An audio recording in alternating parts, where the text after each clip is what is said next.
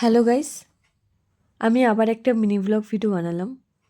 আমি জানি তোমাদের প্রতিনিয়ত এক ভিডিও দেখতে ভালো লাগে না, কিন্তু তারপরেও আমি বলবো ভিডিওটা স্কিপ না করে তোমরা সবাই দেখতে থাকো।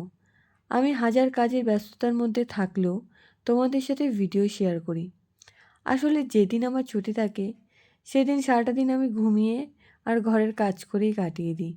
আমার খুব একটা বাইরে যাওয়া হয় না, যায় না বললেই চলে। তবে এবার থেকে আমি চেষ্টা করব বাইরে গেলে তোমাদের সাথে ভিডিও শেয়ার করার। আমি জানি না আমার ভিডিও তোমাদের কতটা ভালো লাগে।